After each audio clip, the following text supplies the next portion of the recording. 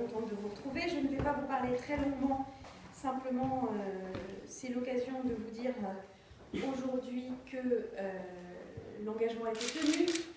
La loi ALUR, qui est une loi très importante, à la fois dans les sujets qu'elle embrasse et dans l'ampleur des changements qu'elle va permettre, a été définitivement adoptée par le Sénat ce matin, dans les délais annoncés, dans le calendrier qui avait été prévu. C'est une loi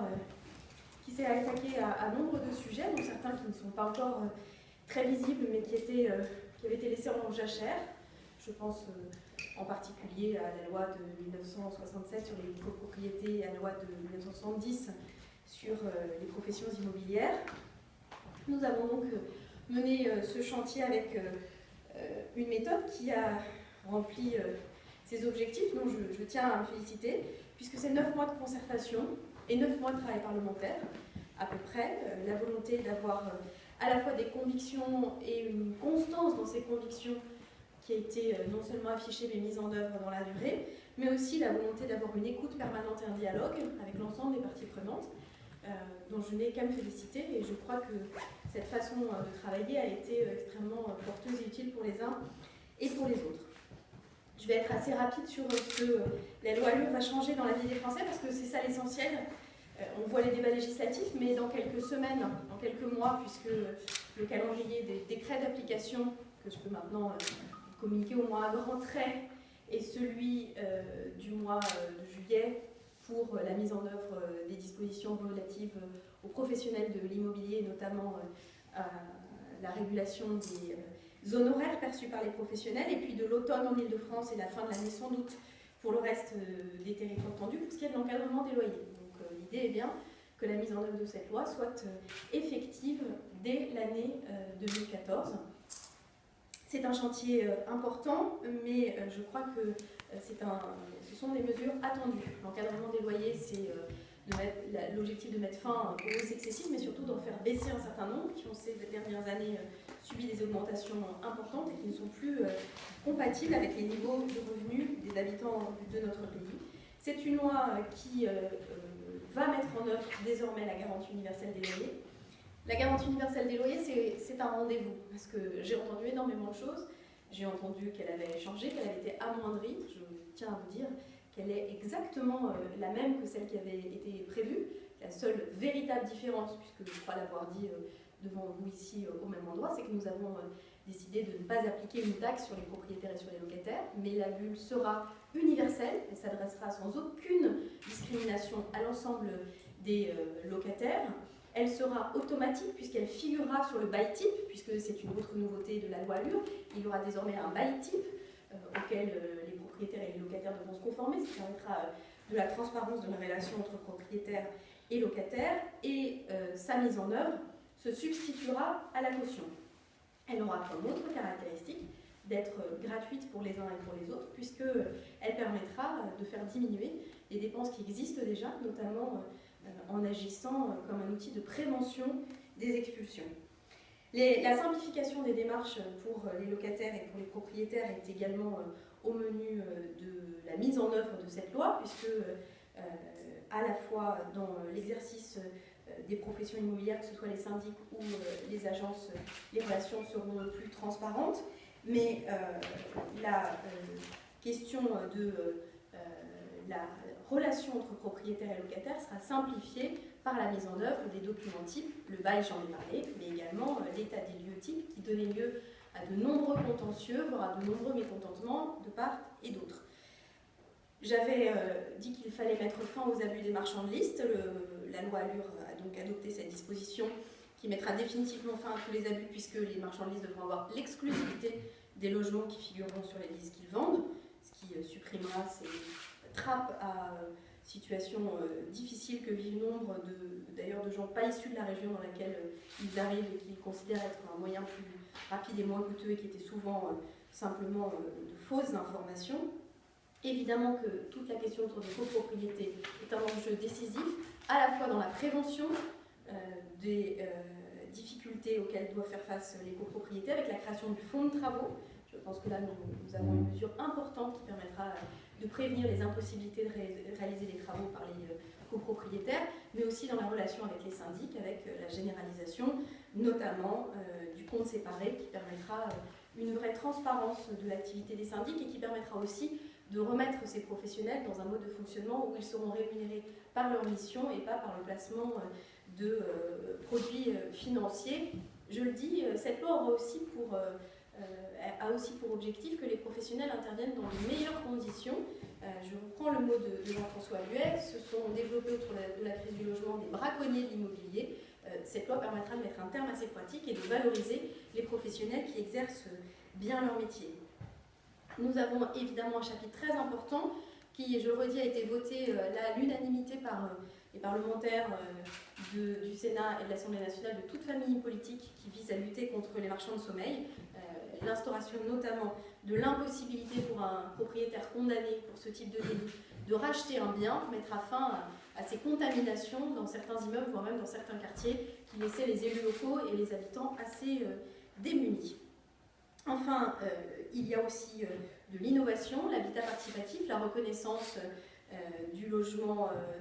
d'autres types, notamment l'habitat léger et démontable, font aussi partie des innovations qui vont permettre de créer un nouveau cadre législatif pour ce type d'habitat. Et enfin, le volet urbanisme, celui-là, vous le connaissez puisqu'il a donné lieu à de très nombreux débats, mais désormais, l'article 63 de la loi ALUR, ce n'est plus un projet de loi, je vais y arriver, de la loi ALUR, stipule que le plan local d'urbanisme intercommunal sera la règle, sauf opposition d'une minorité de communes, mais je suis assez convaincue qu'à partir du moment où le débat aura lieu dans les intercommunalités, les choses se font de manière très fluide et cela participera, aux côtés des autres dispositions de la loi, à lutter efficacement contre l'artificialisation des sols et la disparition des terres agricoles. Je tiens à signaler, puisque la loi agricole est actuellement en débat, une grande concordance dans les mesures qui sont prises dans la loi ALUR et dans la loi d'orientation agricole pour lutter contre la disparition des terres agricoles et préserver celles-ci ainsi que les terres naturelles. Notre action donc se poursuit, puisque ce rendez-vous de la loi ALUR était à la fois un point d'arrivée, beaucoup d'énergie, de travail, de consultation et un long travail parlementaire, mais aussi un point de départ, puisque aujourd'hui nous travaillons autour de 3 objectifs, qui sont ceux que nous poursuivons depuis la mise en place de ce gouvernement. C'est d'abord celui des 500 000 logements, mais cet objectif, pour la première fois, va connaître une nouvelle phase d'accélération avec la remise demain par les 4 groupes de travail qui se sont réunis au sein de ce comité objectif 500 000 de propositions sur de nombreux termes, notamment les questions de simplification des normes, puisque vous le savez, le président de la République a souhaité que l'on avance vers un objectif de diminution de 10% des coûts de construction, et nous nous sommes mis en situation d'atteindre cet objectif de manière durable, ce qui nous permettra d'aller plus vite et de franchir le plafond de verre qui limite à 400 000 le nombre de mises en chantier annuelles depuis plus de 30 ans. Deuxième pilier très important, la mise en œuvre et la poursuite de la mise en œuvre du plan de lutte contre la pauvreté et pour l'inclusion sociale, la poursuite de cette réforme en profondeur qui est de sortir de la logique de gestion hôtelière et à la température de l'hébergement d'urgence et la fluidité entre l'hébergement et le logement. C'est un chantier de longue haleine, mais c'est un chantier absolument décisif. C'est un chantier sur lequel sont engagés nombre de partenaires et qui est absolument essentiel. Enfin, un dernier chantier, celui de la transition écologique. Les outils existent dans la loi ALUR, mais nous allons le poursuivre à la fois dans une évolution des façons de construire et d'habiter. Le deuxième appel à projet sur les écoquartiers labellisés par l'État a été lancé et cette pratique, ce développement d'une nouvelle forme d'urbanisme est en cours de progresser de manière assez intense, tout autant qu'il s'accompagne du plan de rénovation thermique. Le plan de rénovation thermique, c'est la certitude de s'attaquer à la fois à un sujet économique, une activité renouvelée pour le secteur du bâtiment sur l'ensemble du territoire français, à un sujet environnemental. Le bâtiment, c'est plus de 40% de la consommation d'énergie, et donc une vraie politique d'économie d'énergie commence par des économies d'énergie dans le bâtiment. Et enfin, évidemment, c'est un chantier social, puisque c'est le meilleur moyen de libérer le plus rapidement possible du pouvoir d'achat pour les ménages, en luttant évidemment également contre la précarité énergétique. Le chantier Objectif 500 000 s'accompagne d'un autre chantier qui s'est illustré hier par la publication de la dernière ordonnance issue du projet de loi d'habilitation du 1er juillet, qui est la réalisation d'un cadre juridique pour le logement intermédiaire, sans déflorer des annonces qui ont vocation à naître dans les jours qui viennent. Le logement intermédiaire, le retour des investisseurs institutionnels n'est plus seulement un objectif, mais sera donc très bientôt une réalité. Nous avons besoin de ce maillon manquant de la chaîne du logement qui permet à la fois de trouver un logement accessible aux ménages de notre pays, mais aussi de mettre de la fluidité dans le parc locatif social en permettant à ceux qui peuvent accéder à un logement intermédiaire de le faire. Je le rappelle, le logement intermédiaire concerne à la fois ce qu'on appelait aujourd'hui l'accession sociale, c'est-à-dire cette accession à statut particulier, et évidemment le logement locatif à un niveau de loyer modéré, de l'ordre de 20% en dessous du loyer de marché. Voilà donc à la fois le résultat du travail autour de la loi ALUR et sa mise en œuvre effective et son calendrier d'application, et les chantiers qui sont devant nous, qui sont des chantiers de longue haleine, mais pour lesquels ma détermination n'a pas faibli, et je serais heureuse de pouvoir constater que les premiers éléments qui sont en notre possession, qui montrent que nous sommes dans une situation où,